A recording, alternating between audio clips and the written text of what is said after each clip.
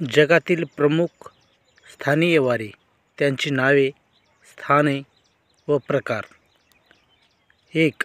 फॉन वारे हे आल्प्स पर्वत या ठिकाणी निर्माण होतात व हे उष्ण वारे आहेत. चिनूक वारे हे रॉकी पर्वतामध्ये निर्माण होतात आणि हे सुद्धा उष्ण वारे आहेत. सांता आना वारे हे रॉकी पर्वतात निर्माण होतात आणि हे उष्ण वारे आहेत.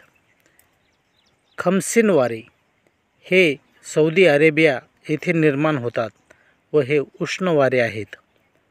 सामून वारे हे इराणमध्ये निर्माण होतात व हे उष्ण वारे आहेत. लू हे उत्तर भारतीय मैदानी क्षेत्रामध्ये निर्माण होतात व हे सुद्धा उष्ण वारे आहेत. झोंडा हे अर्जेंटिना देशामध्ये निर्माण होतात व हे उष्ण वारे आहेत.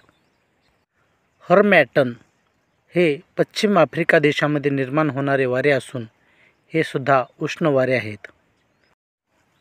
स्ट्रोल वारे हे फ्रान्स देशामध्ये निर्माण होणारे वारे असून ते थंड प्रकारचे वारे आहेत.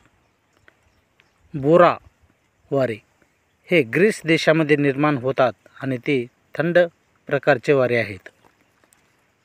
पॉम्पेरा हे वारे अर्जेंटिना या देशात निर्माण होतात व ते सुद्धा थंड वारे आहेत. सदर्न ब्लस्टर वारे हे ऑस्ट्रेलिया देशामध्ये निर्माण होतात व हे सुद्धा थंड वारे आहेत.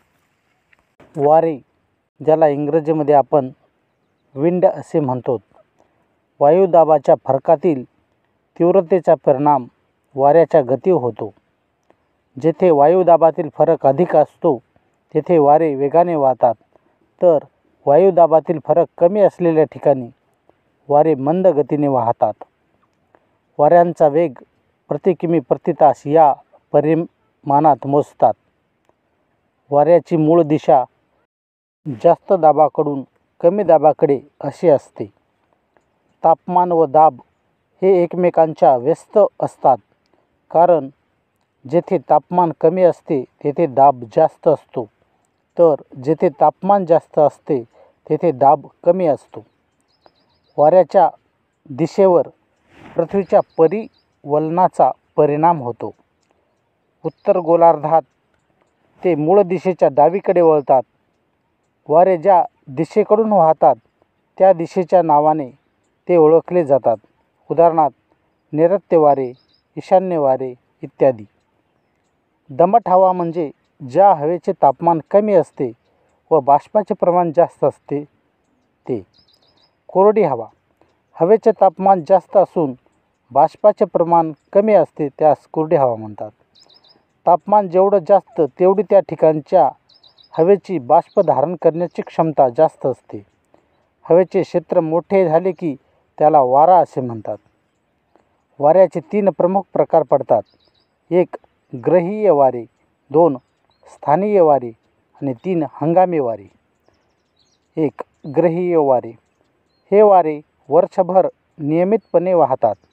ते पृथ्वीचे विस्तीर्ण क्षेत्र व्यापतात, म्हणून या वाऱ्यांना ग्रहीय वारे असे म्हणतात. पृथ्वीवर वेगवेगळ्या भागात वाहणाऱ्या ग्रहीय वाऱ्यांना पूर्वीय वारे, पश्चिमी वारे व ध्रुवीय वारे अशी नावे आहेत. पूर्वीय वारे हे वारे मध्य अक्षवर्तीय भागात जास्त दाबाच्या पट्ट्याकडून विषुववर्तीय कमी दाबाच्या पट्ट्याकडे वाहतात. त्यांची सर्वसाधारण दिशा ही पूर्वेकडून पश्चिमेकडे असते. पश्चिमी वारे दोन्ही गोलार्धात मध्य अक्षवर्तीय जास्त दाबाच्या पट्ट्याकडून उपध्रुवीय कमी दाबाच्या पट्ट्याकडे वाहणाऱ्या या वाऱ्यांची सर्वसाधारण दिशा पश्चिमेकडून पूर्वेकडे असते. ध्रुवीय वारे ध्रुवीय व जास्त दाबाच्या पट्ट्याकडून उपध्रुवीय कमी दाबाच्या पट्ट्याकडे जे वारे वाहतात त्यांना ध्रुवीय वारे असे म्हणतात. त्यांची दिशा सर्वसाधारणपणे पूर्वेकडून पश्चिमेकडे अशी असते. 2. स्थानीय वारे जे वारे ठराविक काळात विशिष्ट परिस्थितीमुळे निर्माण होतात त्यांना स्थानीय वारे असे म्हणतात. यामध्ये दरीय वारे सकाळी पर्वताची शिखरे लवकर तापतात व दरीतील हवा लवकर तापत नाही. त्यामुळे दरीत जास्त दाब निर्माण झाल्यामुळे दरीतून वाहणारे वारे पर्वताकडे येतात. पर्वतीय वारे. संध्याकाळी शिखरे लवकर थंड होतात व त्या मानाने दरीतील तापमान जास्त असते. म्हणून शिखराकडे दाब जास्त असल्यामुळे वारे शिखराकडून दरीकडे वाहतात. खारे वारे. दिवसा समुद्राच्या पाण्यापेक्षा जमीन लवकर आणि जास्त तापल्यामुळे समुद्राच्या ठिकाणी जास्त दाब निर्माण होऊन समुद्राकडून जमिनीकडे जे वारे वाहतात त्यांना खारे वारे असे म्हणतात. मतलई वारे. रात्री समुद्रापेक्षा जमीन लवकर थंड होते. यामुळे जमिनीकडे दाब जास्त तयार होऊन जमिनीकडून समुद्राकडे रात्रीला जे वारे वाहतात त्यांना मतलई वारे असे म्हणतात. हंगामी वारे. हंगामी वारे एखाद्या विशिष्ट ऋतूतच आढळतात. उदाहरणार्थ मान्सून वारे. यामध्ये आवर्त वारे.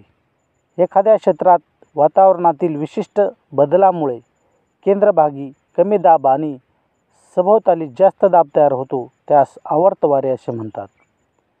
प्रत्यावर्त वारे. एखाद्या क्षेत्रात वातावरणातील विशिष्ट बदलामुळे केंद्रभागी जास्त दाब निर्माण होतो व सभोवताली कमी दाब निर्माण होऊन जास्त दाबाकडून कमी दाबाकडे जी वारे वाहतात त्यांना प्रत्यावर्ती वारे असे म्हणतात. वाऱ्यांचे परिणाम. वाऱ्यांमुळे वायुदाबामधील विषमता कमी होते.